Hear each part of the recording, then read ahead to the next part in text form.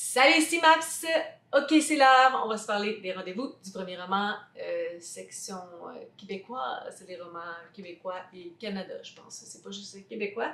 J'ai commencé avec celui que je redoutais le plus, ou en tout cas un de ceux dont je redoutais le plus ma lecture, Atlantique Nord de Romane Bladou. Pourquoi j'ai commencé par ce livre-là? Tout simplement parce que c'est le premier qui est arrivé chez nous, qui était disponible à ma bibliothèque, et c'est tout.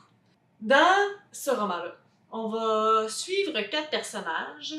Donc, c'est comme des mini-histoires. Tu sais, le roman est comme séparé en 4. Donc, la première partie, on va suivre Camille. La deuxième partie, on va suivre William. La troisième partie, on va suivre Lou. Et la quatrième partie, on va suivre Célia. Et une fois que leur partie est terminée, on ne revient pas à ces personnages-là. Donc, c'est ça, ils ont chacun leur petite histoire. Camille qui s'en va à Terre-Neuve parce qu'elle a besoin d'émancipation, elle a besoin de vivre quelque chose, d'aller en voyage, de sortir de son train-train quotidien. William, c'est un jeune petit garçon. Puis c'était pas mal ça. Lou, il a abandonné son amoureuse, puis là, il est un petit peu en quête de lui-même. Et Célia, à l'aube de ses amours. C'est difficile de vous parler davantage de ce livre-là parce que je trouve que et c'est ça dont j'avais peur, c'est un roman très atmosphérique, c'est un roman d'ambiance, donc c'est pas tant, je trouve, l'histoire, les histoires ou les personnages qui sont importants, plus que la beauté de l'écriture et le visuel, et les odeurs, les sensations, la nature, le lieu, c'est plus ça qui est important que l'histoire et les personnages. J'avais un peu l'impression de me retrouver devant la nature. On est en road trip, puis on regarde les paysages. C'est pas l'histoire des petites personnes qu'on voit dans notre paysage qui sont importantes, c'est juste comme comment on se sent, ce qu'on ressent, ce qu'on voit, la beauté, les sensations. J'avais l'impression que c'était comme un tableau, ou tu sais, ben pas un tableau parce qu'il y avait vraiment l'aspect un petit peu olfactif de tous les sens qui sont en recherche d'attention. Tous nos sens se sont stimulés. J'avais vraiment l'impression que c'était davantage un livre comme ça qui sent le sel, l'eau, la mer. Ça me faisait un petit peu penser avec le livre Les falaises de Virginie de Champlain. Tu sais, cet aspect-là, très mer et nature, etc. Donc, vous voyez, c'est ça l'enjeu que j'ai avec ce livre-là, c'est que je l'ai davantage apprécié que à quoi je m'attendais, dû à ce qu'il nous propose. Tu sais, en quatrième de couverture, je me disais, je suis pas sûre que c'est quelque chose qui va me plaire, mais j'ai trouvé l'écriture très jolie et ça se lisait, ma foi, très rapidement. Donc ça, c'est comme un point de plus que je ne pensais pas qu'il allait être présent dans ma lecture. Je pensais que ça allait être difficile pour moi puis que j'allais, tu sais, trouver ça pas évident de terminer le livre. Mais d'un autre côté, c'est le genre d'ouvrage que tu ouvres et que tu lis, mais qu'il n'y a pas grand-chose qui s'imprègne outre qu'une sensation d'être sur le bord de la mer et de sentir l'eau salée. J'avais l'impression que c'était plus ça. T'sais. Fait que comme les histoires des personnages, c'était pas si important. Une fois qu'on a terminé Camille, je m'étais comme attachée à Camille, puis on est rendu avec William, puis c'est une histoire qui me plaisait plus tant ou moins. Puis il n'y avait pas de lien entre Camille et William, il n'y a pas de lien entre William et Lou. Puis il y a eu un mini-lien entre l'histoire de Lou et Célia, mais j'aurais vraiment pris davantage de liens entre ces 4 histoires-là. Tu sais, un personnage qui rencontre Camille, puis là, on commence l'histoire de William parce que ce personnage-là rencontre William, peu importe, même si c'est pas en premier plan, j'aurais aimé ça davantage de liens entre ces personnages-là parce que sinon, ça fait juste comme 4 petites histoires qui n'ont pas tant rapport entre elles, outre le fait que on est en Atlantique Nord, puis il y a les poissons, là, comment ils s'appellent? Le lompe! Le lompe! Bon, voilà. C'est le lompe qui relie ces histoires-là. Mais sinon, c'est ça. Fait que, tu sais, j'ai l'impression pour moi que c'est pas un ouvrage complet parce que pour que ça soit complet, j'aurais aimé que tous les aspects du livre soient cochés. Là, j'ai ambiance cochée, mais j'ai pas rien de mémorable au niveau de l'histoire, au niveau des personnages. Donc, c'est là que le bas blesse pour moi. Parfois, je lisais, puis je tournais les pages, puis je me rendais compte que j'étais comme pas tant investie, puis que je savais pas trop ce qui s'était passé. Mais d'un autre côté, c'était comme pas si important que ça parce qu'il se passait pas grand-chose. Et dans les histoires, il y a comme plus ou moins d'arc narratif. On se laisse aller, on sait pas trop où ça s'en va, puis lorsque ça termine, c'était pas nécessairement un chemin ou une quête qui est terminée ou un personnage qui a grandi, une évolution psychologique. C'était juste comme, ah, là, point, c'est terminé. Donc, c'est ça. C'est moins négatif que ce que je pensais, mais en fait, c'est parce que je sais que ça ne correspond pas nécessairement à mes goûts littéraires. Ceux qui et celles qui aiment les romans d'atmosphère, les romans de nature, où qu'on est immergé dans nos sens et tout ça, c'est un roman qui va vous plaire. Je savais déjà avant de le lire que c'était ce genre de roman-là. Mais malgré tout, il y a comme une petite coche de plus. Je m'étais attendue à un désastre, à ce qu'il soit 8 sur 8 dans mes lectures. Tu sais, je dirais peut-être que c'est un 7 parce que j'ai quand même eu du bon temps et tout ça, mais il manque pour moi des éléments importants pour que ça soit une lecture complète pour gagner les rendez-vous du premier roman. Donc voilà pour mon appréciation d'Atlantique Nord de Romane Bladeau. On continue avec Ce que je sais de toi, écrit par Éric Chacour, un roman que je voulais vraiment lire. Et je suis vraiment contente qu'il ait été nominé dans la sélection des rendez-vous du premier roman pour toutes ces raisons-là. Donc, je pense que j'allais le lire de toute façon s'il n'était pas nominé. Fait que là, ben, c'est une pierre deux coups. On va suivre le personnage de Tarek, je vous dirais majoritairement autour des années 1980, mais en fait, on va faire quand même un fast-forward. On va quand même suivre la vie de Tarek en mode avancé très très vite. Donc, on va partir de sa tendre enfance, d'un moment clé, et rapidement, on va sauter les étapes pour certains moments particuliers, spéciaux, qui ont de l'impact pour la suite de notre histoire. Et donc, c'est ça, on va dérouler sa vie vite, avec certains petits moments. La première partie, c'est toi, et la deuxième partie, c'est moi. Donc, on a la perspective de quelqu'un d'autre qu'on ne connaît pas tout de suite. Donc, c'est écrit à la deuxième personne du singulier. Ouais, c'est ça. Je pense que je vais m'arrêter là. Est-ce qu'il y a d'autres choses que je veux dire par rapport à ça? Je vous dirais que, en termes de résumé, Tarek ressent beaucoup de pression de sa famille, d'où est-ce qu'il est, de son milieu, des attentes des gens autour de lui. Donc, ça va être un garçon qui ne va pas se rebeller, qui ne va pas crier, qui ne va pas s'insurger de manière très vocale ou bruyante, mais il y a quelque chose à l'intérieur de lui qui va sentir qu'il n'est pas tout à fait à sa place, puis il va le faire peut-être de manière plus passive, mais il va ressentir certaines choses qui ne sont pas à la bonne place. Fait que, de l'extérieur, Tarek, c'est un médecin, c'est un gars qui a une femme qui essaie d'avoir des enfants et tout ça, donc tu sais, comme c'est un portrait parfait, mais lorsqu'on gratouille à l'intérieur, ben c'est pas exactement ça. Qu'est-ce que j'ai pensé de ce livre-là? Ben, en premier, j'aimerais vous parler, je pense, de l'aspect qui fait en sorte que ce livre-là est très original, et c'est la narration.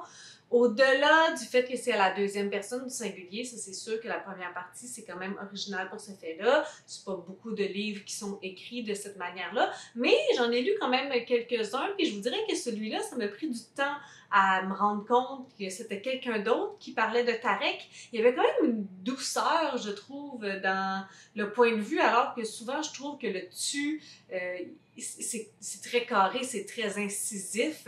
Mais là, c'était écrit, j'allais dire drôlement, mais c'est pas le terme approprié, mais c'était écrit différemment. Puis ça m'a vraiment pris du temps avant de réaliser qu'on n'était pas dans la tête de Tarek, que c'est quelqu'un qui le racontait. Donc ça, c'est sûr que c'est un élément original qu'on lit peu. Mais je vous dirais aussi que l'autre élément qui rajoute à ça, c'est la personne qui fait la narration. Tu sais, il y avait comme des petits indices, puis on dirait qu'au fur et à mesure de l'histoire, je passais à côté, puis j'ai comme oublié, je me suis laissée porter. Donc, c'était pas comme ultra surprenant, mais j'ai trouvé ça intéressant. Je trouve que c'est un point de vue novateur. Fait que, tu sais, c'est comme doublement original comme narration. Et aussi comme séparation de la chose. L'histoire, elle est intéressante.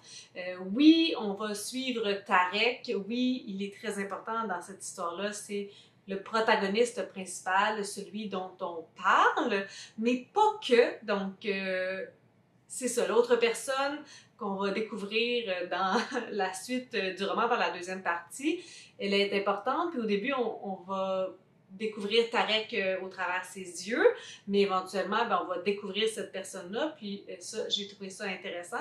On aime beaucoup Tarek, la manière qu'il nous est décrit, la manière qu'il nous est raconté, c'est avec plein d'amour, plein de douceur et une certaine part de mystère, parce que forcément, on n'a pas accès à ses pensées, mais c'est quand même bien exécuté parce qu'on a l'impression de comprendre ses choix, même si on ne sait pas dans le fond. C'est vraiment particulier, la narration, j'ai beaucoup aimé ça.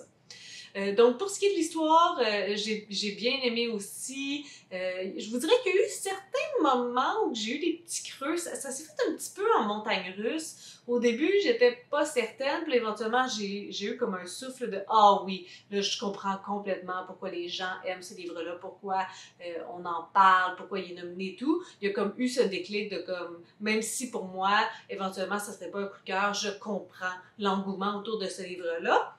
Puis là, éventuellement, je continue tout ça. Puis là, il y avait des petits creux, mais tu sais, ça revenait vite quand même, mon intérêt et tout ça. Donc, tu sais, c'est pour ça que dans ma tête, c'est comme pas une note parfaite, mais c'est quand même un roman que j'ai beaucoup aimé, puis j'ai pas senti des gros passages à vide, parce que souvent, c'est ça qui fait en sorte que j'abandonne un livre.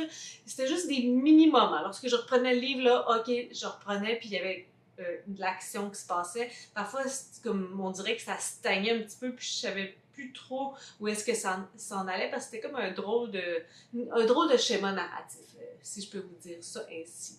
Donc, bonne lecture, je suis très contente de l'avoir lu, très contente de l'avoir terminé, j'ai bien aimé la manière que les intrigues étaient ficelées, j'ai bien aimé comprendre la signification du titre, suivre le parcours de Tarek, les thèmes abordés aussi sont intéressants. Être en Égypte, je trouve qu'il y avait quelque chose de très sensoriel aussi. C'est pas un endroit où j'ai visité de ma vie, j'en ai pas visité beaucoup, mais tu sais, je me sentais dépaysée, mais en même temps, je me sentais que c'était abordable puis que je comprenais un petit peu qu'est-ce qui se passait. Donc, je me sentais immergée et non là, complètement à pas comprendre qu'est-ce qui se passe. Donc ça, ce sont des éléments que j'ai aimés. J'ai aimé l'atmosphère des personnages, l'histoire. Donc c'est sûr que comparativement au premier livre que j'ai lu, Ce que je sais de toi est au-dessus d'Atlantique Nord parce que je trouve qu'il est plus complet qu'Atlantique Nord. Il y avait des enjeux. Donc celui-là, j'en ai trouvé beaucoup moins. Donc pour l'instant, il est en place numéro 1. Atlantique Nord est en place numéro 2, mais tu sais, j'en ai lu que 2. Mais bon, en fait, je n'ai pas lu que 2 parce que, en fait, j'en ai lu 3. J'ai lu L'Or des Mélèzes de Carole Labarre, un ouvrage publié chez Mémoire d'Encrier. Donc, on va suivre Pichimus, une aînée de la Côte-Nord, puis elle va revenir sur sa vie. Aujourd'hui, c'est une coucoum, c'est une grand-mère. Donc, elle raconte les amitiés, elle raconte la vie de son village, de sa communauté, les enjeux, les difficultés, puis les bonheurs aussi au quotidien, je vous dirais. Pour moi, ce livre-là, ça a été plus difficile, puis vous voyez, là, je fais comme un résumé assez illico presto. Je dirais ça ici, si vous avez aimé Cuspan de Naomi Fontaine, vous allez aimer L'Or des Mélèzes de Carole Labarre. Mais je voudrais que si vous n'avez pas aimé l'un, je pense que vous n'aimerez pas l'autre parce que c'est vraiment une forme très similaire. Donc, on est dans des petits fragments, des petits moments de la vie, des petits chapitres très courts, rarement plus de 2 pages. C'est pas en ordre chronologique, on suit plusieurs personnages, mais on prend pas nécessairement le temps de bien asseoir les liens entre eux. Donc moi, ça, c'est quelque chose que j'ai trouvé ça difficile. J'aimerais ça comprendre mieux les liens entre les personnages. Ça faisait juste en sorte que je lisais des noms, puis là, je me forçais beaucoup à essayer de comprendre. Ok, lui, c'est le fils de, c'est le chum de. Puis vu que c'était pas en ordre chronologique aussi, ça rajoutait des béquilles pour ma part. Donc ça, c'est des éléments que je me souviens avoir soulevés lorsque j'ai lu Q&A. Je sais que c'est pas tout le monde qui a ces béquilles-là et qui a ces enjeux. Il y a des gens pour qui c'est beaucoup plus facile que moi de se laisser juste immerger puis de vivre l'atmosphère et tout sans nécessairement se soucier des personnages puis des liens. Mais moi, c'est quand même un aspect qui est assez important, surtout lorsqu'il y en a beaucoup. Donc, ouais, c'est ça, ça a affecté ma lecture, ces éléments-là, que ce soit pas chronologique, qu'il y ait beaucoup de personnages, que ce soit des petits fragments, donc on change de moment à tout bout de champ. Les thématiques sont intéressantes, je pense pas que c'est nécessairement novateur par rapport à ce qu'on lit dans la littérature inoue. Tu sais, j'ai quand même lu plusieurs ouvrages, puis c'est ça, tu sais, c'est un ouvrage que j'ai déjà lu dans une autre forme ou par quelqu'un d'autre. Je souligne quand même ce qui a été fait, puis je pense pas qu'il est arrivé après, ça fait qu'il est moins légitime, mais c'était moins nouveau pour moi. Il y a peut-être le dernier élément que je vous dirais, c'est que il y avait beaucoup de trucs comme à demi-mot ou pas vraiment dit, et qu'on devait extrapoler puis essayer de comprendre des drames et tout. Donc ça aussi, ça m'a un petit peu chicoté. Moi, j'aime que ça soit clair. Je veux pas extrapoler, surtout pas pour la vie de quelqu'un. Comme je veux comprendre qu'est-ce qui s'est passé, quels sont les traumas associés à ça, pourquoi les gens sont comme ça. Je veux avoir les clés, puis là, on me montrait qu'il y avait un set, mais on me disait pas c'était laquelle principale, laquelle que j'avais besoin pour chaque intrigue. Fait que ça, c'est arrivé à plusieurs reprises. Entre autres, la fin est comme, pour moi, ultra insatisfaisante. On termine avec quelque chose de « Ok, comme viens, je vais te raconter », puis ça termine. Puis là, j'étais comme « Ok, mais comme tu me racontes quoi, là? Qu'est-ce que je suis supposée de comprendre? » Fait que c'est ça, j'ai trouvé ça insatisfaisant, ça a été une lecture difficile pour moi, même si c'est quelque chose comme 120 pages, tu sais. Puis je l'ai recommencé, je l'avais commencé au début, je lisais, puis je pensais à autre chose, là. Il y avait une situation familiale, puis j'étais vraiment pas concentrée, puis là, je l'ai repris la journée d'après, je l'ai relu du départ, puis j'étais comme « Ok », mais ça le fera pas comme... Mon état mental, c'est pas juste ça, ça fait partie de mes goûts littéraires et malheureusement, la forme, le format ne fonctionnait pas pour moi. Donc, je vous dirais que surprenamment, je l'avais quand même classé haut, je pense, dans mon classement là, du dévoilement des premiers romans, mais je pense qu'il va être en troisième, ce qui veut dire que Atlantique Nord est en deuxième. Je trouve que j'ai un meilleur souvenir, une meilleure appréciation, parce que j'avais quand même aimé l'atmosphère, l'ambiance. C'est sûr que je trouvais qu'il y avait des petites lacunes par rapport aux personnages. Et en premier, Ce que je sais de toi. Donc, on en est là pour le moment, 3 sur 8, à voir ce que l'avenir nous réserve. Hors sol de Philip Young. C'est un ouvrage où on va suivre un protagoniste qui se nomme Alvar et il est agronome qui tripe sur les plants qui vivent hors sol, donc sans terre. C'est un homme d'une grande intelligence qui se passionne pour son métier, puis à plusieurs reprises, il va être engagé pour commencer des projets en lien avec l'agronomie. C'est aussi un voyage dans le sens qu'il va partir de sa ville d'origine, il va se promener à Montréal, il va aller en Islande, et éventuellement il va comme parcourir la planète à découvrir comment les autres pays, comment les autres cultures travaillent la terre, travaillent les plants et la flore, font pousser leurs légumes et leurs plantes. C'est un ouvrage, je vous dirais, avec un public, ma foi, assez restreint. J'ai commencé les premières pages, puis je me suis dit, ça ne sera pas pour moi. Puis là, je me suis dit, il y a quelques années, que je voulais pas abandonner les livres des premiers romans parce qu'en club de lecture, c'est moyen lorsque il y a des conversations sur ce livre-là, puis que je l'ai pas lu. Fait que, tu sais, je préfère me faire subir un petit peu le fait de terminer un livre que j'apprécierais pas, plus que d'être dans un club de lecture et de pas comprendre de quoi il parle. Je préfère être en désaccord que pas savoir. Fait que je me suis forcée à le lire. Il y a des moments que ça allait mieux, mais il y a des moments qui étaient quand même assez pénibles. Tous les moments qui avaient un lien avec le fait qu'il est en train de s'occuper de ses plans, puis qu'il est en extase, puis qu'il y a des métaphores sur sa vie avec les plans, là, j'étais comme pas là du tout. C'était pas des moments faciles, mais lorsqu'on sortait un petit peu de là, ça allait mieux. Lorsqu'on était plus comme dans sa vie, de manière générale, il y a un petit volet social, un petit volet amoureux, ça allait mieux, je vous dirais.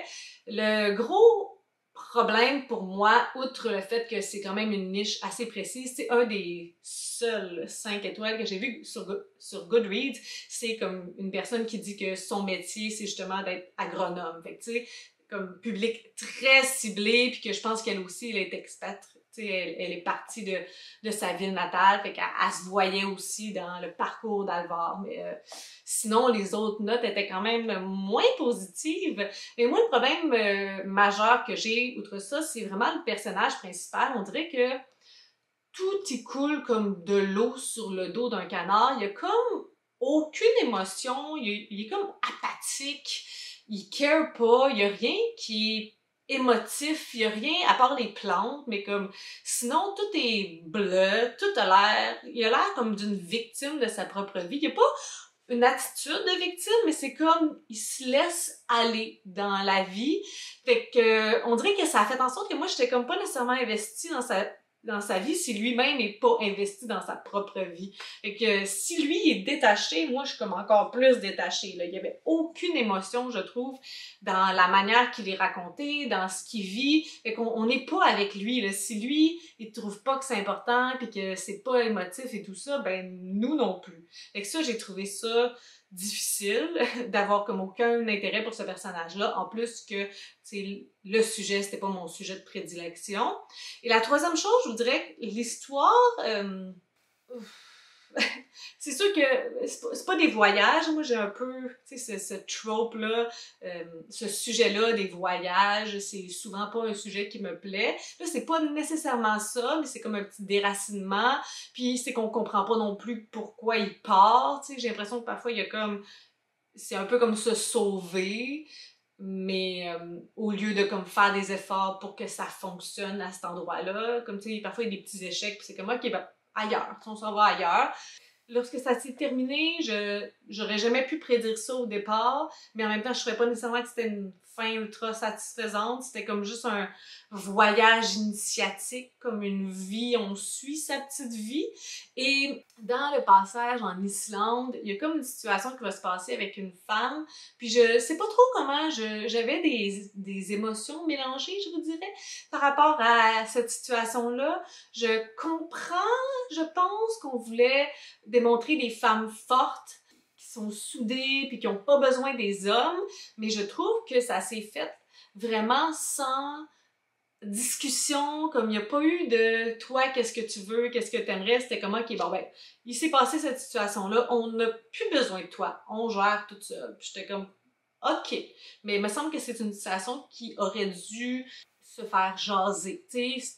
Je sais que c'est pas un personnage qui communique énormément, dans leur relation c'était ça aussi, mais pour moi c'était comme une grosse lacune, genre il peut pas se passer cette chose-là, puis t'es juste comme ok ben je vais gérer tout seul, puis toi bye bye. En tout cas, j'ai pas aimé ça.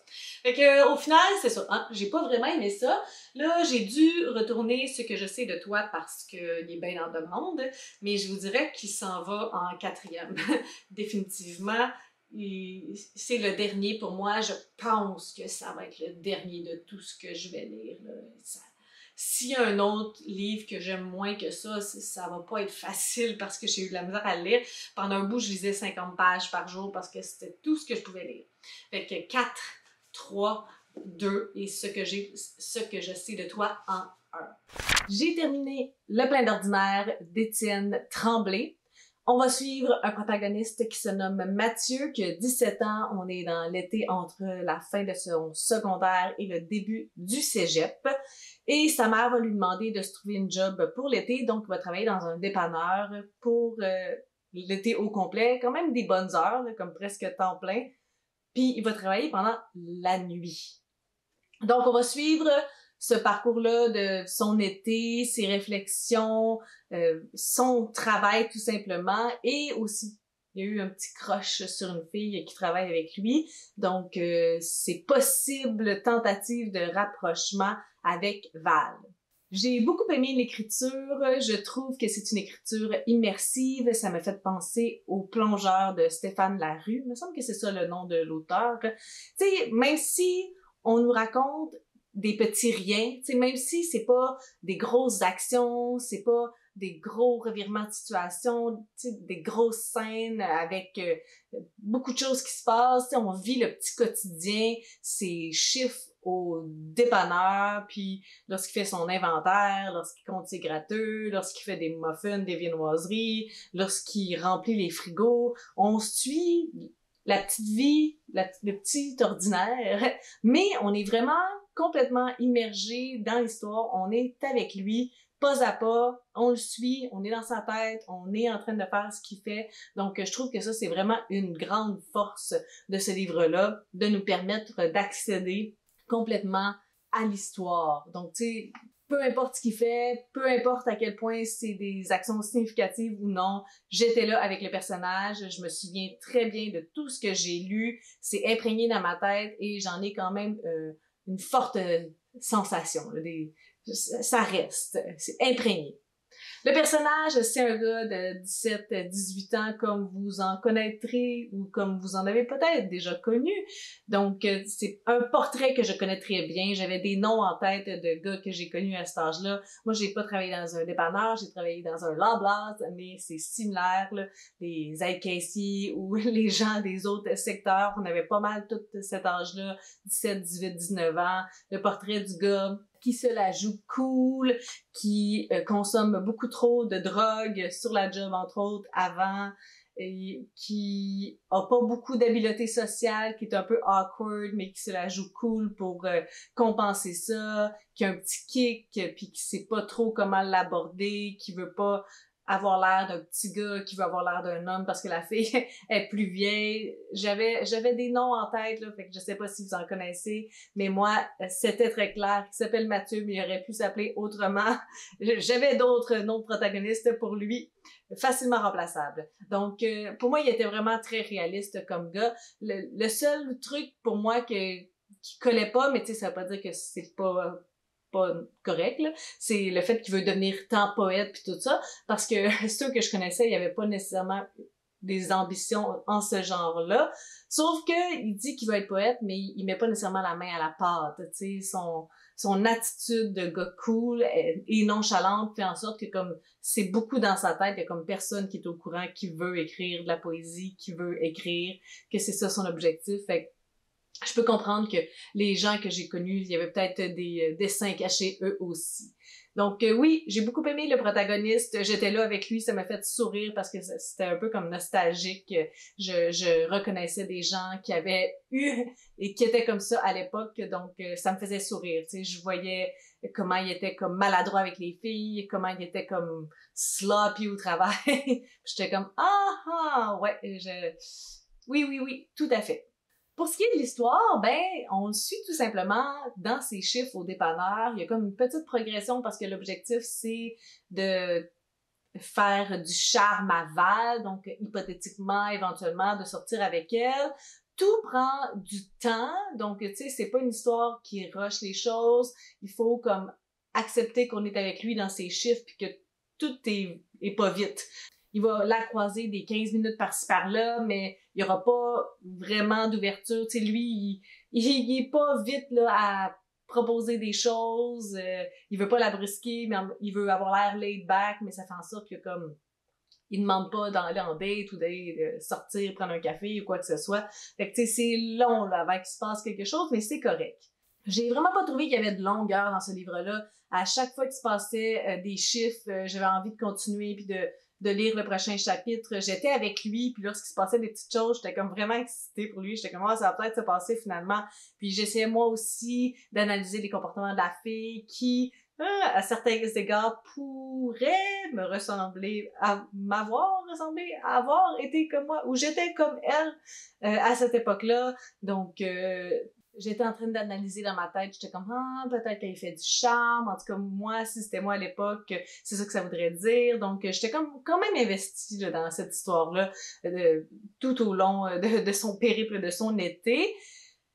La fin, elle est quand même assez rapide. Il y a beaucoup de choses qui se passent en peu de temps. C'est quand même un rythme très différent de tout ce qu'on a eu durant l'été.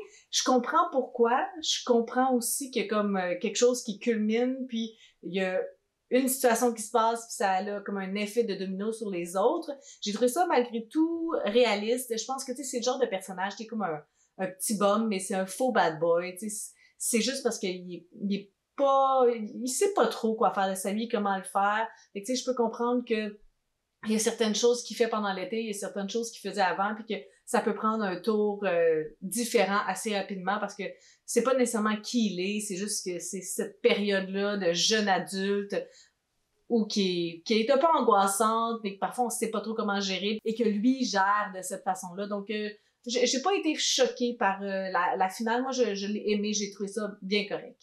Puis pour ce qui est du classement, là, j'ai un problème. Je vous avoue que j'ai réfléchi à ça parce que je l'ai terminé hier soir tard et je sais pas où le placer. Je convoite la première place. Mais c'est très difficile de comparer ce livre-là avec Ce que je sais de toi d'Éric Chacour parce que ce sont vraiment deux ouvrages très différents. Leurs forces ne sont pas à la même place. C'est ça. C'est comme comparer des pommes et des poires. Pour ce qui est de l'écriture, tu sais, ici, on a vraiment une écriture immersive, mais ça parle aussi aux personnes qui ont mon âge, parce que, tu sais, c'est la fin des années 2000. À la fin des années 2000, j'avais justement cet âge-là, là, 18-19 ans, donc, tu sais, il y a un petit peu de référents aussi musicaux et tout ça que je comprends.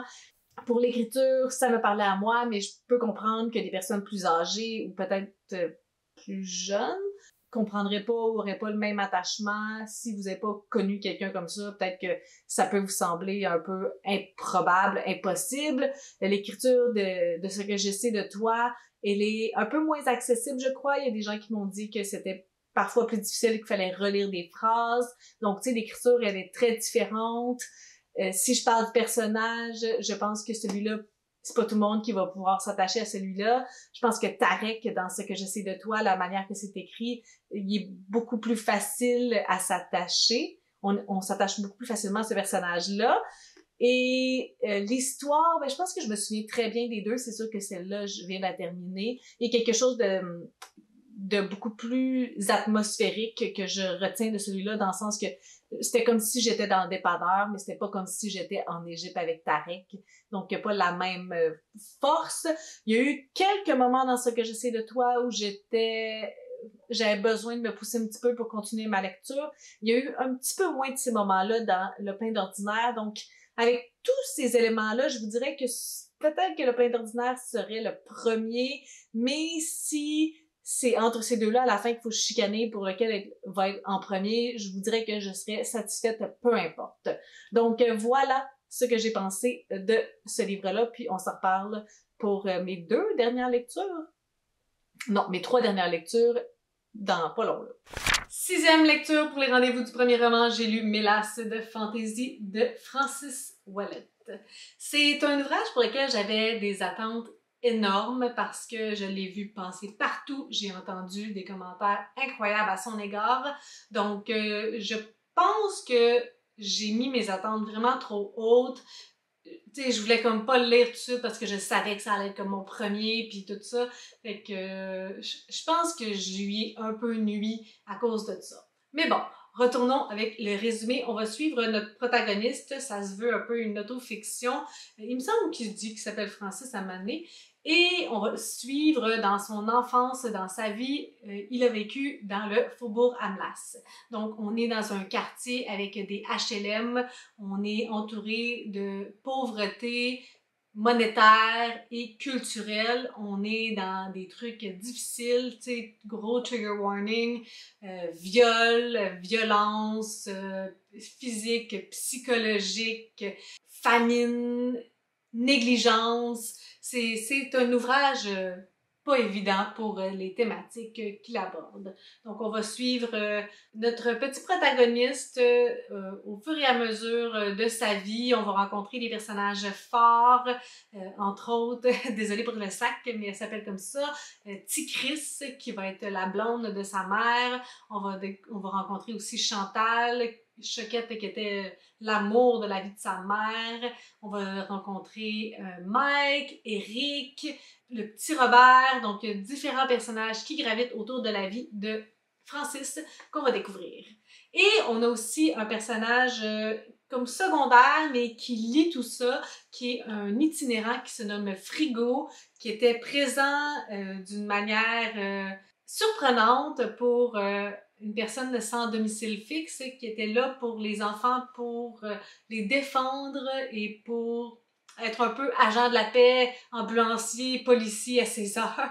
Nul ne sait d'où il venait, nul ne sait qui il était vraiment, mais il était comme une présence dans ce quartier-là. Qu'est-ce que j'ai pensé de Mélasse de Fantaisie? Je vous avouerai que j'essaie de tout placer, j'essaie de remettre dans les bonnes cases, mais c'est comme difficile. Hier, j'ai eu un club de lecture, puis on en a parlé un petit peu, et je pense que ça me réconcilie.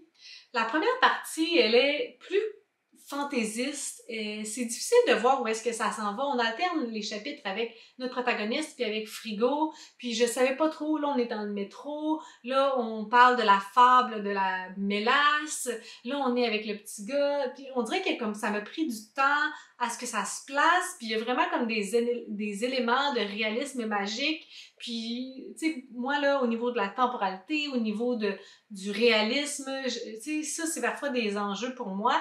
Donc, ça m'a comme pris du temps à savoir puis à être bien ancré comme les racines, les deux pieds à terre, puis d'être dans cette histoire-là. Donc, tu sais, moi, j'ai commencé à embarquer au chapitre de Tikris, justement. Tu sais, ben, avant, il y avait un petit peu l'histoire de Chantal Choquette, mais tu sais, j'ai vraiment commencé à apprécier ma lecture avec l'arrivée de Tikris. Et après ça, tu sais, chaque petit portrait de personne, mais ça, je trouvais ça intéressant, mais j'avais de la misère à revenir parce que là, on allait avec un chapitre de Frigo, puis je comprenais pas c'était quoi l'objectif de ce chapitre-là. Tu sais, il y avait comme tout le temps quelque chose qui me pédalait un petit peu par en arrière. L'écriture, elle est vraiment particulière parce que c'est une écriture comme orale, mais en même temps, il y a des mots vraiment savants utilisés à d'autres moments. Et il y a des jeux de mots, il y a des belles images, des belles métaphores. Donc, tu sais, l'écriture, elle est quand même fascinante. Il y a des mots qui sont écrits au son, comme anyway. Tu sais, c'est E accent aigu, N, E accent aigu, W, E accent aigu. Tu sais, il y a vraiment des mots qui sont du joual aussi. Retourne te coucher, c'est retourne te coucher, tu sais. Des trucs comme ça. Donc, c'est sûr que si vous n'êtes pas québécois ou si vous n'êtes pas habitué avec ce genre de joie-là, ça peut être un petit peu difficile, mais je trouve pas qu'il y en a tant que ça. Et comme je vous disais, je trouve que la plume, elle est quand même très jolie. C'est vrai, il y a des mots savants, puis les phrases sont belles, on comprend bien. On a toutes les clés pour comprendre dans quel milieu on est, puis c'est pas la langue qui va nous empêcher de l'apprécier.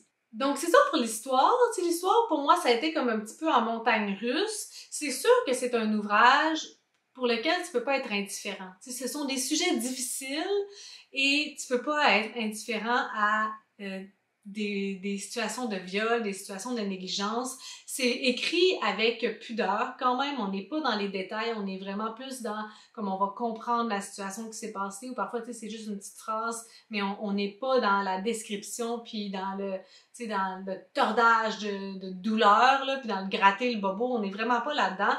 On sent vraiment que l'auteur a comme un pied de recul et qu'il nous raconte son enfance avec beaucoup d'amour. Donc, tu sais, c'était pas un monde parfait, il y avait des situations vraiment horribles, mais il y a une certaine paix, puis toutes ces personnes-là, ils les aiment beaucoup. Donc, c'est pour ça que je suis comme mitigée dans mon appréciation de ce livre-là.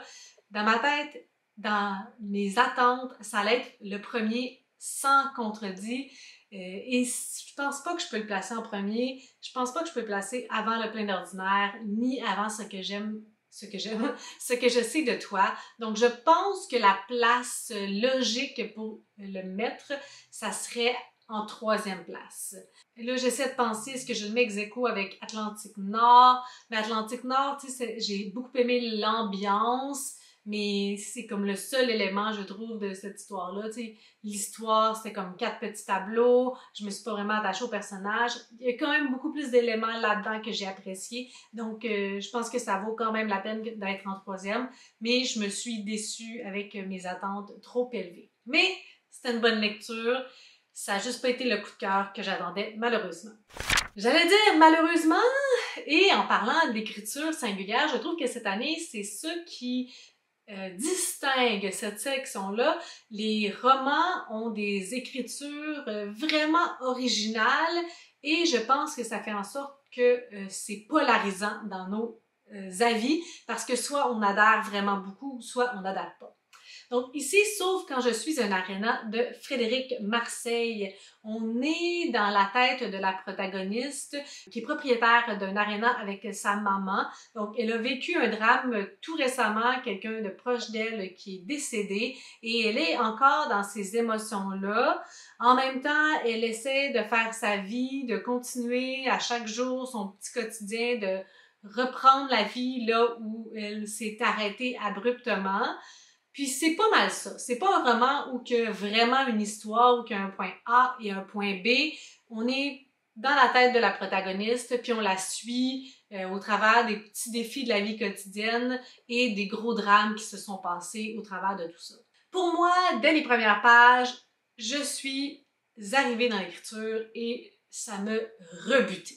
C'est une écriture foisonnante, c'est une écriture, et là on parlait hier de la protagoniste, pas de la protagoniste, mais de l'autrice, et les gens qui ont un TDAH, en tout cas il y a une fille qui est clubiste, puis qui dit, elle, qui a un TDAH, puis elle disait que dans sa tête, c'est exactement ça. Donc, on passe d'une idée à l'autre, ça va partout, nulle part, faut suivre, tu sais, un mot fait penser à autre chose, fait penser à autre chose, tu sais, puis là, on part au début de la page, puis à la fin, on est complètement ailleurs. Il y a tout le temps des liens, mais ça saute, là. C'est une partie de ping-pong, c'est un bol de popcorn, ça revole un petit peu partout et il faut être alerte. Moi, je trouvais ça franchement épuisant. Tu sais, je suis pas quelqu'un qui est capable d'être multitâche, je suis pas quelqu'un qui a un TDAH, donc je lisais ça, puis à un moment donné, comme dans l'aréna justement, puis là, elle dit que ça tourne, puis je me sentais exactement comme ça en train de la lire, je la trouvais épuisante. Et dans le format, c'est pas aéré du tout. Il y a des dialogues, mais ils sont insérés dans les pages, dans le texte comme ça. Fait que tu sais, tu passes puis c'est comme ça respire pas, c'est des blocs. Tu manques de souffle justement, puis c'est tellement chargé, il y a tellement de choses qu'elle dit, il y a tellement d'idées, de sauts d'idées que comme c'est épuisant. Donc moi là, j'étais comme OK, c'est 168 pages, tu y vas ma chum parce que je savais que ça allait pas changer cette émotion-là. L'écriture, ça allait être la même du début jusqu'à la fin. Donc j'ai pris mon souffle, puis comme j'ai foncé, mais je pouvais pas m'arrêter, puis je pouvais pas suivre le fil de sa pensée. Ça revolait là partout. Donc pour moi, l'écriture, ça a été un frein. L'histoire, il y en a pas vraiment. La protagoniste, je me suis pas vraiment attachée à elle. Tu sais, elle a mon âge. Il y a des réflexions qu'elle a dites qui me rejoignaient, tu sais, de pas avoir d'enfant avant 30 ans et tout ça. Il y a de l'humour. Moi, je ris pas dans les livres, fait que je ris pas puis je trouve pas nécessairement ça drôle. Malheureusement, je suis un public difficile pour l'humour, encore plus que pour les larmes. Donc, oui, tu sais, c'est drôle, puis ça se veut comique aussi un petit peu, mais moi, ça fonctionnait pas du tout, là. Je sais pas quel genre de personne qu'on voulait mettre de l'avant. On pourrait peut-être extrapoler qu'elle est sur le spectre, parce qu'il y a définitivement des enjeux au niveau des habiletés sociales, au niveau de la vie quotidienne, des limitations. Je me voyais pas du tout en cette fille-là qui a 30 ans. Non, je me voyais pas. Je trouvais que ses réactions étaient étranges, que je les comprenais pas, puis on n'avait pas nécessairement accès à comprendre pourquoi elle était comme ça. T'sais, on était dans sa tête, mais ça expliquait pas tout, donc ça n'a pas fonctionné pour la narratrice non plus. Donc vous voyez que pour moi, ça a été comme un flop. Je le mettrais assez bas, je vous dirais, dans tout ça. Est-ce que ça serait mon dernier? Non. Je pense que ça irait au-dessus de hors-sol. Fait que, tu sais, avant-dernier, Lors des Mélèzes, avant. Fait que, tu sais, je le mettrais comme en position 6, compte tenu que c'est le 7e livre que j'ai lu, mais ça a vraiment pas fonctionné pour moi. On est rendu au dernier ouvrage pour ce concept, soit La maison de mon père d'Akos Verbocci. J'ai essayé de vérifier la prononciation, mais il n'y a pas d'entrevue rapidement que j'ai trouvé avec lui, donc je ne suis pas certaine de la prononciation de son nom de famille. Donc, c'est un ouvrage assez personnel. Notre protagoniste va retourner à Budapest, sa ville natale, suite à une séparation. Puis, il va tout simplement retrouver des personnes à qui il n'a pas parlé depuis des années, qu'il n'a pas vu depuis longtemps. Donc, ça se veut nostalgique, ça se veut sur les traces de son enfance, d'une vie qu'il a quittée depuis plusieurs années. Donc, c'est pas mal ça. C'est comme un voyage un petit peu pour se retrouver, pour se rappeler, tout simplement. Il y a quelque chose de très linéaire, d'un certain sens. Tu sais, c'est pas un roman nécessairement de péripéties, c'est un roman de rencontre et de réflexion sur soi maintenant et sur sa vie passée. Je vous dirais que c'est un ouvrage rempli de nostalgie et je trouve que c'est difficile d'aborder de telles thématiques parce que les gens qui sont nostalgiques sont ceux qui ont vécu cette chose-là. C'est super complexe de faire vivre de la nostalgie à des gens qui n'ont pas vécu ces situations-là et qui n'ont pas connu ces gens-là. Donc, je me sentais un petit peu comme ça à le suivre, à nous raconter des moments avec son père, avec son meilleur ami et de suivre les traces de son passé. Et je le regardais, j'étais comme une spectatrice à distance, mais définitivement, il n'y avait pas d'émotion associée à ça. Puis ça se passait pas non plus dans l'écriture, c'était pas assez chargé. Donc je me sentais très distancée, je le regardais de loin.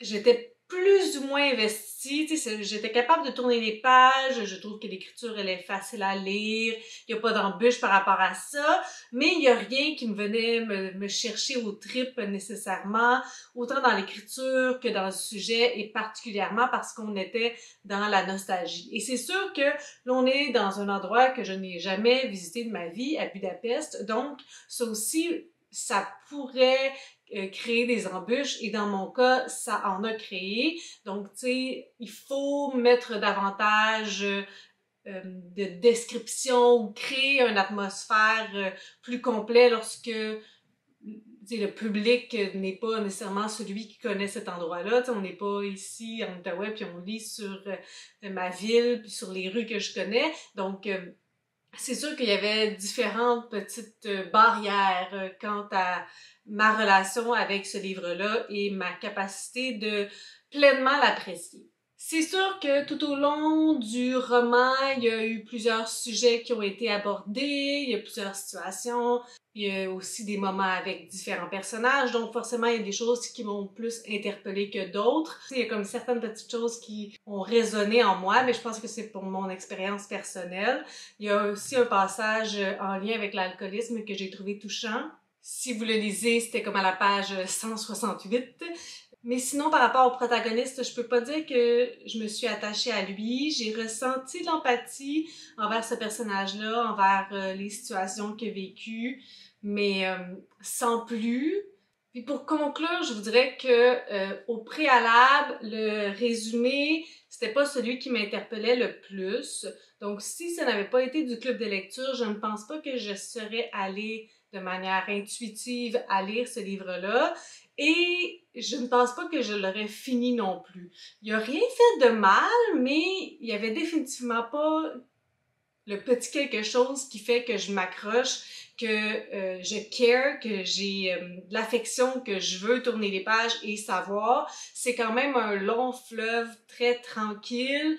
Moi, tout ce qui est tu sais, voyage ou se déplacer, parfois c'est complexe, c'est difficile, surtout lorsque j'ai l'impression que le personnage erre ou tu sais, qu'il n'y a pas nécessairement un but à aller quelque part. On était vraiment plus dans l'introspection, dans les souvenirs, dans la nostalgie. Donc c'est ça, c'était quand même une lecture somme toute pas renversante. C'est pas une lecture qui m'a déplu comparativement à d'autres des Rendez-vous du premier roman, mais c'est définitivement pas la meilleure lecture que j'ai faite cette année. Fait que là, j'ai eu de la misère à les classer. Il y a des positions qui sont plus évidentes, il y en a d'autres qui ne le sont pas tant que ça. Les deux premières positions, je vous l'ai déjà dit un petit peu, je pense que je vais rester sur ma position principale du départ, qui est de mettre le plein d'ordinaire en premier. Je pense que pour l'expérience complète, je pense que c'est le roman que j'ai préféré pour de multiples raisons. Et lorsque je le compare aux autres, je pense que vraiment que c'est la place que personnellement je lui donnerais. En deuxième place, je mets Ce que je sais de toi d'Éric Chacour, qui est définitivement une autre lecture que j'ai beaucoup aimée. Je suis confortable à le mettre en deuxième parce que c'est ça, il y a eu des minuscules petits passages où je me demandais où est-ce que ça s'en allait, puis je me sentais un petit peu décrochée, mais définitivement, la fin m'a comme doublement fait mal, donc je dois souligner ça, et je le mets en deuxième place. En troisième place, je réévalue un petit peu la position de ce livre-là. Je pense que j'avais des grandes attentes et que je me suis nui moi-même, que j'ai nui à la lecture de ce livre-là, qui est Mélasse de fantaisie, mais en même temps, tout le volet genre réalisme magique, c'est quelque chose qui me touche moins. Donc ça, pour moi, ça a fait un petit peu plus mal, donc je le mets en troisième place. Donc ça, c'est quand même un fort top 3. En quatrième place, là, j'étais un petit peu embêtée parce que dans les autres lectures, il n'y a rien qui se distinguait tant que ça. J'hésitais entre La maison de mon père, justement, et Atlantique Nord, et je crois que je dois mettre Atlantique Nord pour la simple et bonne raison que j'ai vraiment apprécié l'aspect atmosphérique. J'ai trouvé que c'était beau, que ça sentait bon, que j'étais dans un vibe. Donc ça, c'est quelque chose que j'ai trouvé très fort de ce livre-là, et j'ai pas ressenti quelque chose dans La maison de mon père, tu sais, à un niveau personnage, histoire, thématique, qui pourrait prendre cette quatrième place-là. Donc, je donne la quatrième place à Atlantique Nord. Je donne la cinquième place à La maison de mon père, qui, pour moi, était vraiment comme un livre, tu sais, je vous dirais en termes d'étoiles, 3 sur 5. Tu sais, c'est comme, il n'y a rien de fait mal, mais il m'a pas fait ressentir quoi que ce soit non plus. En sixième place, je vais mettre L'or des Mélèzes, qui est un roman en fragments. Pour moi, c'est vraiment la forme qui me nuit de comprendre les propos et tout ça. Il y a des choses que j'aurais aimé comprendre, puis il y avait des trucs qui semblaient touchants, mais le format m'empêche de pleinement apprécier ces histoires-là. En septième place, ça va être Sauf quand je suis un aréna, parce que l'écriture, c'est un oui ou non, dans le sens que c'est super polarisant, puis pour moi, ça l'a pas fait, donc c'est sûr que l'écriture est la même du début à la fin. J'ai trouvé ça étourdissant. L'histoire, j'ai trouvé que c'était comme un peu une non-histoire, tu sais, il y a comme pas nécessairement de but, on n'a pas un A, puis on s'en va pas à B, donc, puis la protagoniste, je l'ai pas trouvée super réaliste, donc, tu sais, pour tous ces éléments-là, j'aurais aimé ça au moins pouvoir la comprendre, si on a affaire à une protagoniste atypique, etc., donc c'est pour ça que je pense que ça mérite la 7e place. Et en 8e place, je vais mettre Hors sol. Forcément, c'est un ouvrage que j'ai réussi à terminer malgré tout. L'écriture est bien faite parce que c'était pas du tout un sujet que j'aime et que j'ai aimé, et j'avais pas du tout non plus d'affection pour ce personnage-là, un autre protagoniste probablement atypique, mais pour lequel on est très distancé. Donc, ça donne le ton pour cette année. Je serais quand même malléable entre ma première place et ma deuxième place. Je me doute fortement que mon club n'est pas à la même place que moi. En fait, je le sais par rapport à mon top 1. Donc, je vais être prête à concéder mon top 2 en première place sans problème. Quand même pas tout à fait ce que j'avais prévu lorsque j'ai regardé les résumés, mais en tout cas, on dirait que j'ai mal évalué certaines choses. Là. Les résumés parfois ne donnent pas tout. Donc, voilà pour cette année. Si vous en avez lu, n'hésitez pas à me le dire en commentaire qu'est-ce que vous en avez pensé. Puis, ben, on se reparle une prochaine fois. Si vous avez des suggestions, des critiques, des commentaires, n'hésitez pas à le faire en dessous de ma vidéo. Je publie une vidéo le samedi. Si vous avez aimé cette vidéo, n'hésitez pas à mettre un petit pouce, à vous inscrire à ma chaîne. Et sur ce, je vous souhaite de bonnes lectures.